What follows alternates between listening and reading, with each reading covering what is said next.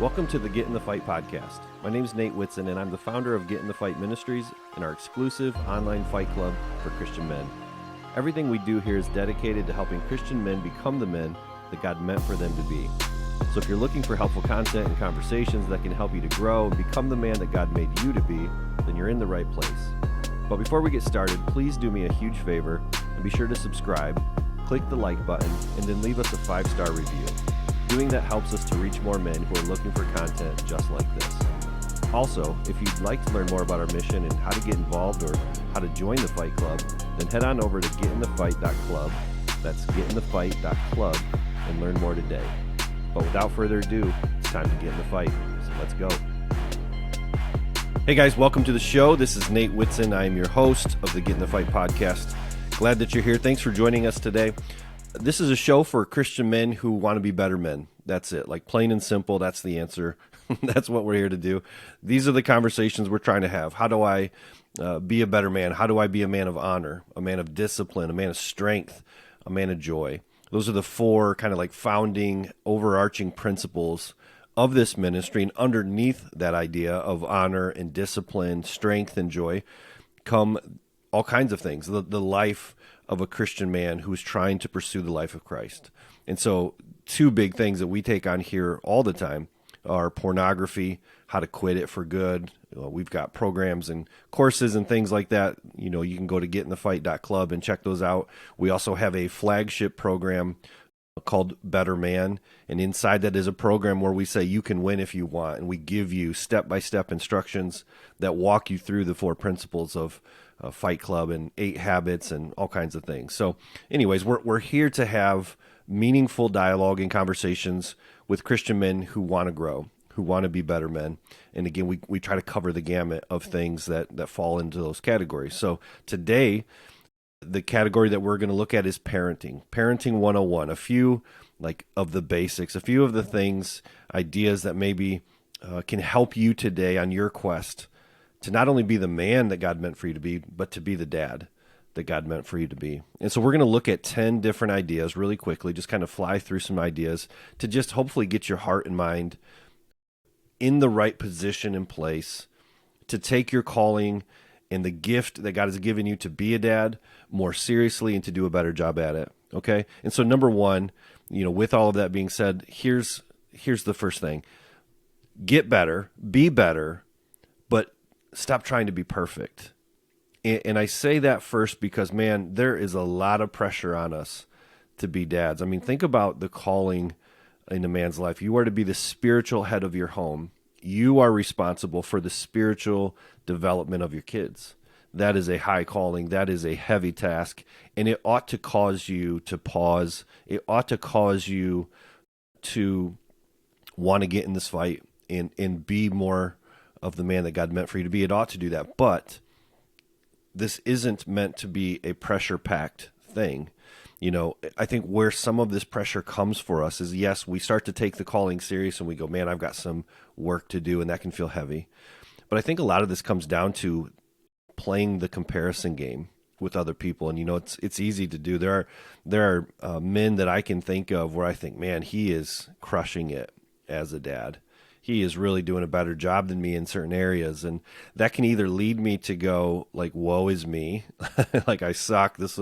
I'll never be as good as that guy. He's got something I don't, whatever. Or I can thank God that there are examples like that of men who are crushing it and getting after it. And I can learn from them. I can say, man, that's great. Good for you. Like that guy's got something that I need. And go like pursue that versus just kind of like run up against a wall and feel like, somehow you're playing this comparison trap and thinking that will get you better. It won't, right? Here's what I think we should do though. Like in terms of getting better as a dad, I think it starts with just kind of not comparing, but just simply evaluating yourself. And one of the best ways that I can think of to do that for us is to simply ask the question to those who are closest to us.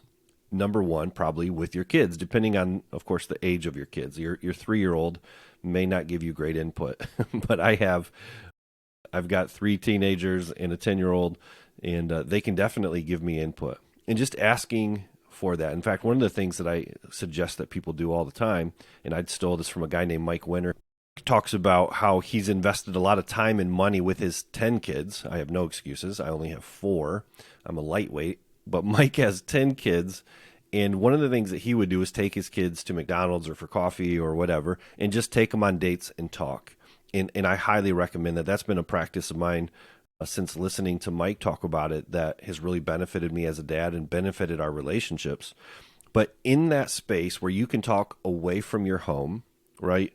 Like, get to a place where it's not the normal space where you're having a conversation and to sit down with them. Take them where you can treat them to, hamburger or a drink or coffee or whatever it is, because it changes the dynamics of the conversation. For whatever reason, just getting out of the house and going to do that makes a big difference. And so get away from the house, go have a conversation, and just ask them, like, how am I doing? As a dad, my goal is to help shepherd your heart, to help you, to serve you, to lead you, to be the best that I can be. And I'm really curious, like, how am I doing? Is there anything that I do that really just frustrates or bothers you? Is there anything that you would like more from me? Anything that I'm missing? I would love to know that. The other thing that you could do is ask your wife. If you have the opportunity, do the same thing with your wife, by the way. Get her away from the house, treat her the same things, and just ask her and just say, hey, what do you see? And again, that takes a really humble man, but it's the right approach. It's the way that we ought to be. We ought to evaluate our own heart, our own life. Do that yourself internally, of course. Do that through prayer. God, search me and know me. Help me to be the man that I want to be, the dad that I want to be, and then gather input from those closest to you. That can make a huge difference. But just remember, like, this isn't about comparing yourself to other dads. This is about you being the best dad that you can be, and simply get better. Have that be your mantra with this whole thing today, this whole conversation. Just get better. Let's get better at that today. Okay, so that's number 1. Be better. Don't worry about perfect. Number 2 is be with them, not just near them. And hopefully this one's a little convicting, because I know it is for me. Our phones and devices are problems for us, right? Have you ever talked to somebody and they are clearly distracted when you're speaking to them? Like, you're having a conversation, a text comes through and they stop what they're doing because they can't help themselves but to look at the text, or the phone rings and they do the same thing, or they get a notification from one of the apps and they do the same thing, or they're not present when they're talking to you, right? Maybe it's not technology, but they're just distracted. A person walks by, whatever it is, right? When you do this with your kids, it has an impact on them. They know that you're near them, but you're not really there, right? This is a simple reminder, but man, this can make a huge difference. And and as much as we talk about how devices, TV, computers, phones, whatever they might be, are a distraction for the kids, they're a distraction for the dads. I know it is for me. It's something that I have to catch myself doing. And in fact, when your kids say to you, Dad, can you put the phone down for a second? Man, that stings. And it ought to. It ought to. Again, don't beat yourself up over this. Just get better. Get better about being with your kids. Be fully present. And one of the best ways to know that you're fully present is eye contact. This is like a lost art, but I remember as a young man learning this from older men and people I was around, my parents and others, to say, when you talk to somebody, look them in the eye. That's what men do, right? Teach your kids the same thing, but demonstrate that to them. Put the phone down, put the phone away. Maybe even when you get home, put the phone in a different room and just put it on the charger and leave it alone until, a few hours later anyways. Whatever that looks like for you anyways, just evaluate this and get better at this. Be present, be fully there when you're with your kids. Number 3, I just wrote down, be curious. Be curious. When you're with your kids, ask questions of them and then let them talk. This is so, so huge. When I talk to somebody who really cares about me or is new to me or is a good friend of mine, they ask good questions. And you can tell the level of care by the amount of curiosity, right? And in the same way, a lack of curiosity shows that they don't really care.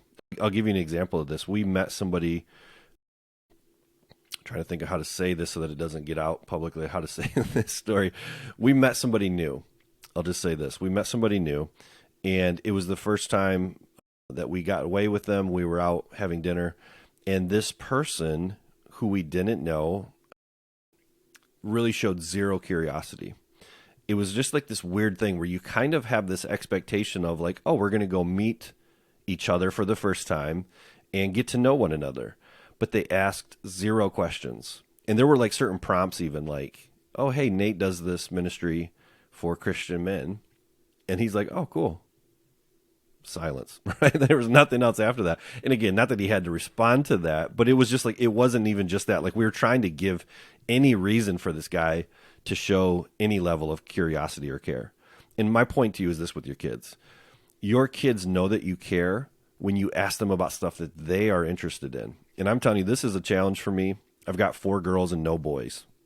And I'm not necessarily always interested in the things that they're interested in, right? I was kind of hoping that more of them would be into bow hunting or football. But they like it okay, but it's not an ongoing, love between me and them with that stuff. So anyways, they're interested in their things. And the way that I show them that I care is to ask questions about it. Tell me about it. Tell me about your day. Tell me about your friends. Tell me about this. Tell me about that.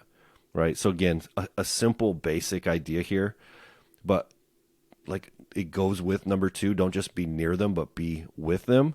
And then when you're with them, ask more questions, let them talk, and be curious about the things that they are doing, the people that they're with, the things that they're dreaming of, the things that they're scared of, all that kind of stuff. Learn to be curious. All right, number 4, be a great example of Jesus to your kids. Your kids are watching as much as they are listening. And many times we think they're doing neither. And there's probably some truth to it. But the reality is, over a period of time, your kids have watched you respond to pressure. They've watched you respond to loss. They've watched you respond to joyful moments. They've watched you respond to your wife. They've watched how you've treated them. They've watched all the things, right? And in a lot of ways, it doesn't really matter what you've said to them. If your actions don't align with your words, it probably doesn't matter a whole lot. When your kids grow, will they know how to pray? Well, only if you've taught them to pray, but you've shown them the way to pray. Will they love to serve people, or is it a chore? Like, will they learn to be like you, and when you go serve, it's because you have to, or is it because you get to, right? Are you going to show your kids what it's like to just love and enjoy to be with God and to be in his word? Or is that a chore and a task and, all these other things? What will your kids learn about Jesus from being around you? They are watching you, Dad. They're watching how you respond. They're watching how you get back up when you fail. They're watching how you treat your wife. They're watching how you badmouth other people. They're watching when you don't care about going to church. They're watching what you say publicly and how you act publicly and what you're like at home and all of these things. Your kids want to and need to see Jesus through you, Dad.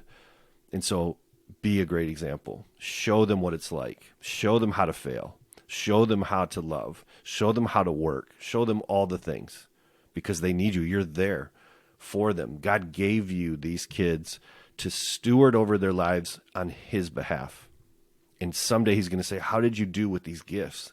These gifts that will live eternally somewhere. How did you do with these most precious gifts that I gave you? Did you show them Jesus? And again, I don't want you to beat yourself up here. I don't want you to go like, dang, I'm screwing up. I can't do any of these. We're only 4 of these in and I failed at all of these. It's not about that. You're missing it. You're missing the point here. Pause on this. Understand this. We're trying to get better. This whole ministry is about helping Christian men to be better men, the men that God meant for them to be, and in this case, the dad that God meant for them to be. If you are short of this, and you are, and I am, and we all are in some way, it's okay. Get back up. Today's your day. Make a decision to be the best dad that you can be and be a great example of Jesus. And that might start off with, by the way, getting in front of your kids and saying, I haven't done a great job at this. and this is my job, and this is my heart for this, and I want to start doing better today. Would you help me? How can I be a better dad? How can I be a better example? All that stuff, right? Instead of kicking yourself, pick yourself up. And in fact, just know this, the Holy Spirit, when he speaks to you as a dad, he's not going to like beat you down. There's no fist throwing. This is only like lifting you up with those hands to say, come on, man, let's go. I'm with you. My strength can be your strength. Let me lead you. Let me help you, right? Get in line with me, and I will help you to be the dad that you're meant to be. This is the journey. Hey guys, I hope you're enjoying the show so far. And if you are, please do me a big favor and simply get engaged in a simple way. For you, that might be clicking the like button or maybe subscribing to the show. For others, it may be commenting on a show that really stands out to them, or maybe it's just copying the URL and texting it to a friend or pasting that into your social media, whatever it is. All of those things make a huge difference for us, and it helps us to reach more Christian men who are trying to live bigger and better lives. So thank you for being a listener and for being a part of this community and part of this show. We appreciate it more than you know, and we appreciate you getting engaged and helping us out. Thanks so much. Now back to the show. Okay, let's keep moving. Number 5 here is be open about your struggles. I really think this is an important piece as your kids get older in particular, right? Like, again, be appropriate here, but don't hide your struggles or sins from your kids. You know, like one of the things that I really wish, I could hide from my kids is some of the past with, pornography use. I'm embarrassed by it. I hate it. It's a tragic part of my story, but it's a real part of my story. And I'm careful in what I say to them, but they listen to this podcast too. They know, they see the work that I do. They know I'm in accountability groups. They know that I've fallen short, and as appropriate, I've shared with them my struggles.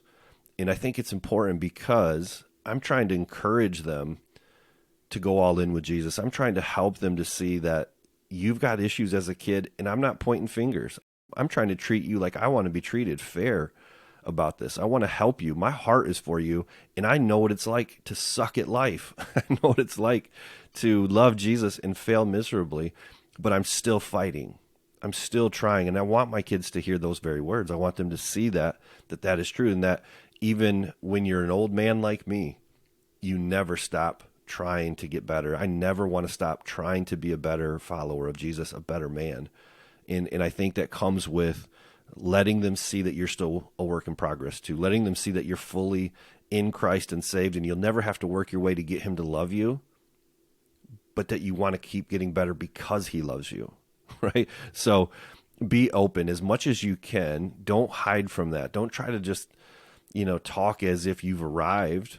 Figure out how to get into your kid's life. And I think a great way to do that is by being vulnerable with your own. So as appropriate, be open with your kids about your struggles and sins. Number 6, be loving when you discipline them. I don't know what your life was like as a kid, but many of us have grown up in homes where the abuse was harsh, whether that was just verbally or physically or both, or, an extreme, even worse than that. It could be even worse than that. I don't know your story. But I know that we often end up disciplining our kids in ways similar to how we were raised and disciplined. I bet you can relate with this, and I bet you can understand this. You might even be shaking your head like, yeah, that's true. And there might be parts of the way that you discipline your kids that you don't like. And if God is tugging on your heart as you hear this today, what I want you to know is that discipline should not be disconnected from love. Now, in your mind, you probably are disciplining your kids because you care, because you love them. You want to protect them from what they don't know and what they don't see and all that stuff. And that's good, and that's right, and that's true. But the way that you say it matters. The tone in which you say it matters. Don't put your hands on your kids in a violent way. I'm not anti-spanking at all. We need a lot of kids that need to be spanked. But the way that you do that doesn't have to be violent or harsh or done out of meanness or cruelty or any of those kinds of things. There is a way that's right to discipline your kids. And in fact, as I say that about spanking, I don't know that I ever have. Maybe one kid, I was thinking about this the other day. I'm not sure. I'm not sure if I've ever spanked my kids. Probably not. I don't think so. Like, we're trying to learn ways to shepherd their heart and guide them. And it typically doesn't involve putting your hands on them, right? I'm just saying, for those of you that have a strong bent towards that and you do it in a godly way, do your thing. My point to you is, what is your heart like when you're disciplining your kids? Pay attention to this. Evaluate this. Can you correct them in love? Can you discipline your kids in love? And what would that look like if you did? What would that sound like if you did? Here's another way to think through this.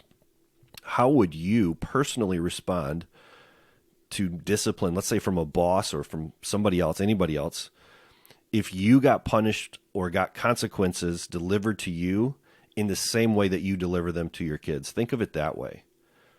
A lot of parenting to me is about treating your kids the way that you would like to be treated. And I think that makes sense, that they learn that from you, that we are doing that with our kids. Now, again, I mean, you got to be the adult. I'm not saying be, buddies with your kids. There's probably a place for that later where you do become friends with these kids that you've raised, and that's a beautiful thing. But while they're in your home, in particular, you are trying to, demonstrate Christ to them. And one of the ways we do that is through discipline in love. And again, I just want to challenge you in that. I want you to think through that. I want you to think through how you would respond, or how you do respond to harshness and criticism that comes at you the way that you don't like it. And how can you get better? That's the whole point of this podcast today. How can you get better as a dad, get better as a man, get better as a follower of Jesus to your kids, and setting an example to them about how to discipline in love? What would that look like? What would that sound like? All right. Number 7, be careful with your words. Now, this kind of flows right out of what we just talked about, right? When it comes to punishment, consequences, delivering, news like that. How you say, what you say is as important as what you say. I've heard this for years, and I can't remember where I first heard it, but it's so good. I'll say it again. How you say what you say is as important as what you say. So, for example, if I say something that's true, but I deliver it in a way that is harsh, critical, mean, judgmental, or whatever, it's going to be delivered in a way that it won't be received well from the other person, in this case, your kids. So what I'm telling you in this case is, be very careful, number 1, with the actual words you use. Are they demeaning?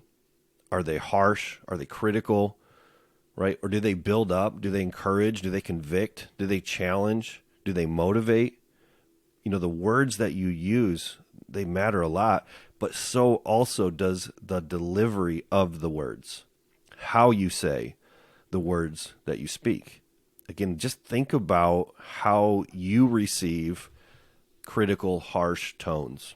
Think about when somebody has ever said something to you that's been totally true, but you're like, dude, forget you. I'm not even listening to anything you said because of the way you delivered it. In fact, because you deliver it that way, I want nothing to do with it. And so I'm just going to, proudly or whatever, say no to it just because. Maybe this is just revealing for me of how I am, but I can get very stubborn if it's not delivered in a great way. And that's on me. And that's something I got to work through. But think about, like, from your kid's perspective. This is the point here as a dad. You want your kids to see an example of Christ. We've already talked about that. You want to have a good relationship with your kids. You want your home to be peaceful and kind and loving. And you're setting the tone in all these kinds of things, and your words matter. Now, I'm a words kind of person. Like, that words stick with me. I'm a love language of words. And so if somebody is critical with me, I might literally carry it forever. In fact, I mean, we won't get into that in this podcast, but I could tell you, I could drum up stories where people have been harsh and critical, and it's wounded my heart forever because of that. Now, like, is that weakness? I don't know, but it's been real. I can tell you, I feel it. And not everybody's that way. I guess that's my point.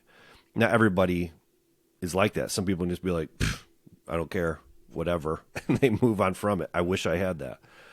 But words do matter. Words, even for that person, can wound the relationship. And we're trying to be better than that. So Dads, be careful. Be careful with the words and be careful with the tone, the body language, and the way that you deliver it. You could be totally right in what you're saying. And in fact, if you're using scripture or God involved in that discipline or that conversation, please be so careful with that.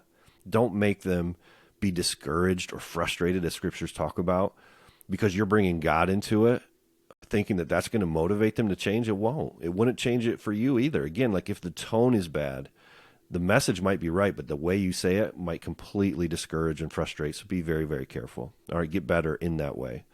Number 8, be generous with your time. Time with your kid. Again, we just talked about this earlier here, right? And number 2, it's like be with them, not just near them. When you are generous with your time with your kids, it does 2 things. Number 1, it allows you to have influence in their lives. And we are sorely lacking with the amount of time that we get with our kids. If your kids go to public school, by the time they're in like whatever grade they're in public school, they're there all day. They're there 8 hours a day. You're gone at work, and then you have stuff going on, even good stuff, right? Maybe church 1 day a week. You've got serving, you've got small group, you've got all these things. Your kids also have stuff that may be even good stuff, extracurricular stuff, sports, whatever it might be, youth group. My point to you is how much real time do they get with dad? How much time do they get where you're not on the phone when you're with them? How much time do they have where you're curious about their life? All these things that are starting to weave together here in these 10 things. Be generous with your time because time equals influence. This is the thing. You get limited time with your kids, and that means that you have limited influence. They are gone for 8 at least hours a day. As they get older, probably more in many cases. You might have, an hour?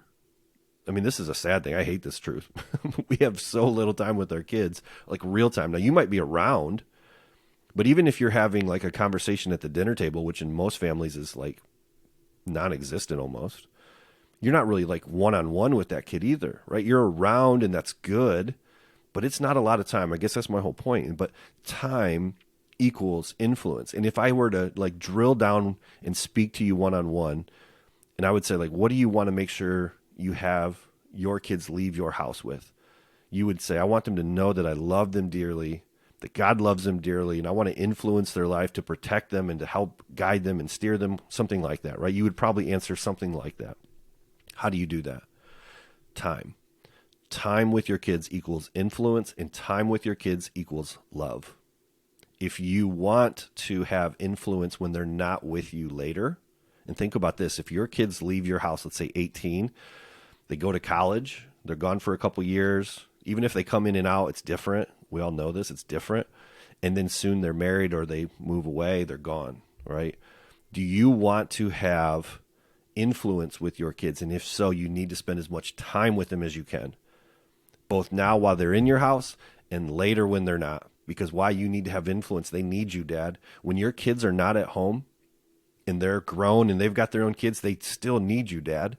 They need that voice. They need that encouragement. They need that, like, hey, I've been through there, or man, you're doing great. They need that from you. Time equals influence, and time equals love, so be generous with it. Number 9, I said be committed to attending church together. This never used to be a big deal, but this is a big deal today. Get your family to church when the doors are open. Do you want to lead your family better? Do you want to be a better man, a better follower of Jesus? Do you want to influence them in the right direction? Do you want to make an impact in their life that carries forward for the rest of theirs, that carries forward to their children and their children's children? Get your family together at church. That's it. Like, get them there. It's not about the rules. It's not because God's keeping attendance. But it is setting the tone that this matters more than your sports, more than your extracurricular activities, more than anything else that's on the agenda for today. When church is open, we should be there.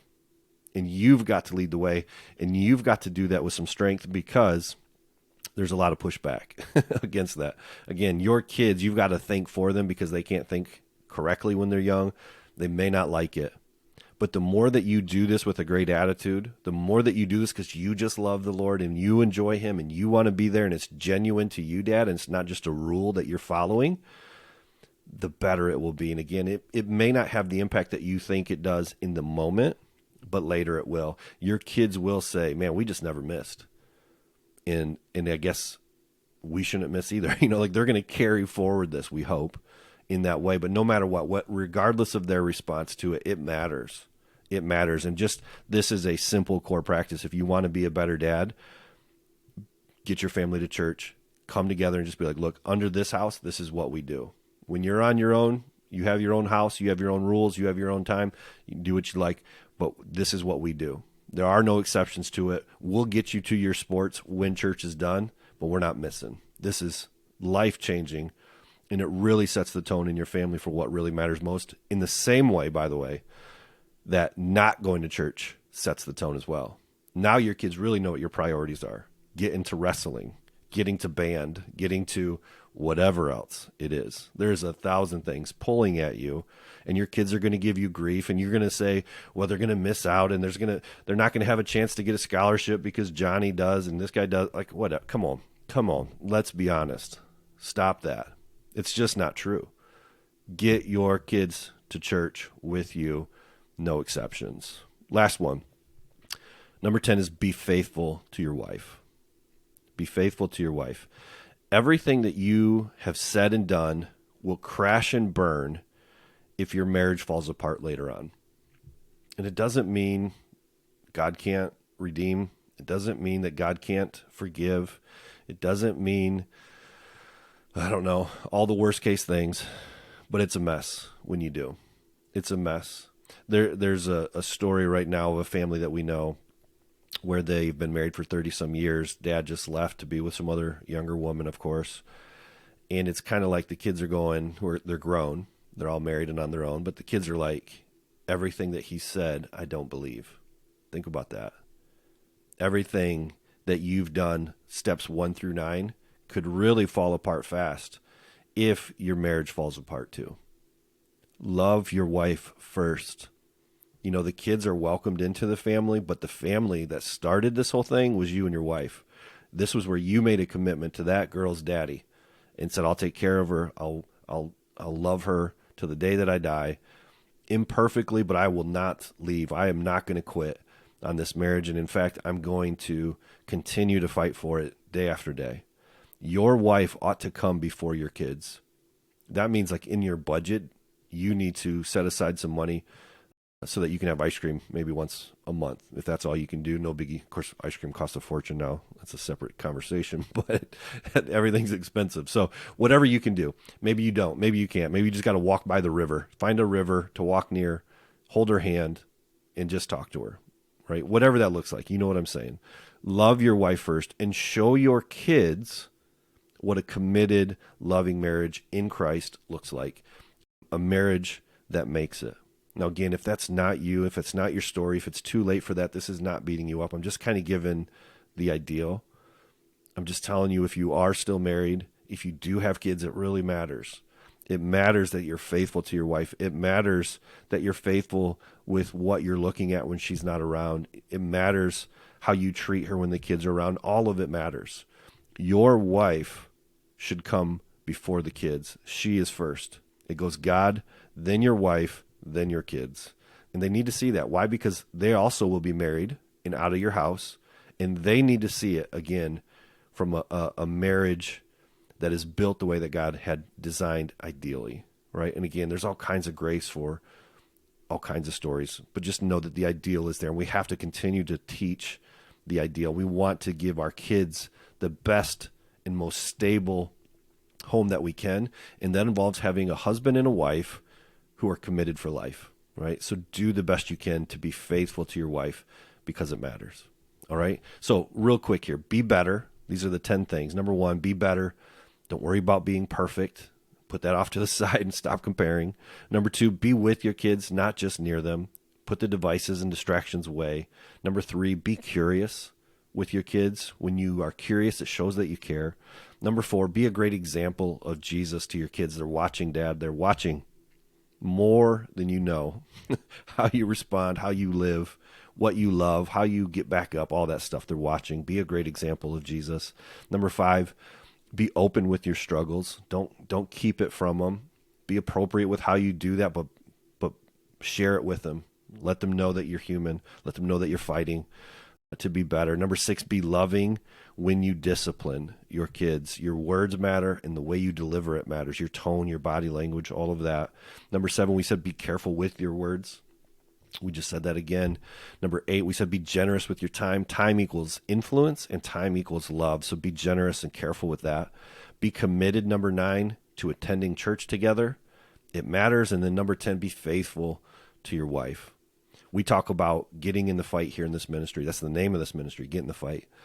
It is a fight to do these 10 things. It is a fight to stay focused on what matters most. And we all go off course. We all do. So give yourself some grace. Give yourself, the ability to kind of like brush off where you're not doing great and get back in the fight today. That's really what this is all about. It matters how you parent your kids. It matters the way that you live your life. Your kids are watching. Your kids matter. They're going to live forever somewhere. And you play a role in helping them to find Jesus and to love him and enjoy him forever and ever. We want to do a better job at that. All right. So if that's you, then get in the fight today. Where are you feeling, the nudge from God as you listen to this? Start with just one thing, right? I mean, I know there's 10 here. Go back and listen to it. Take notes if you need to. But if there's just one in particular, start there.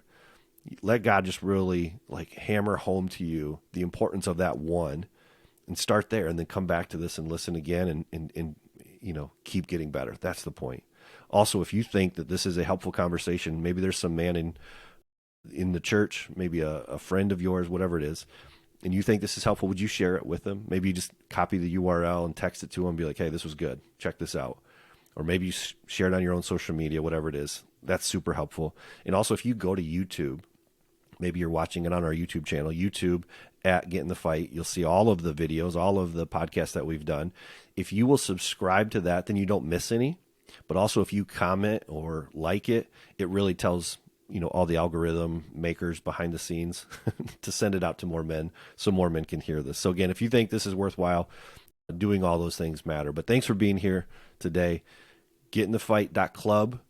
There's resources there. Our flagship program, you can win if you want. There's help with pornography. There's help with all kinds of things, freebies, all that kind of stuff. So check it out, getinthefight.club. Have a great day. Go get in the fight. Hey guys, thanks so much for being here today and listening to the show. Please be sure to head over to the website at getinthefight.club. And before you go, if you haven't already, please subscribe, click the like button, and leave us a positive 5-star review. It makes a huge difference whenever you do. Have a great day. Go get in the fight.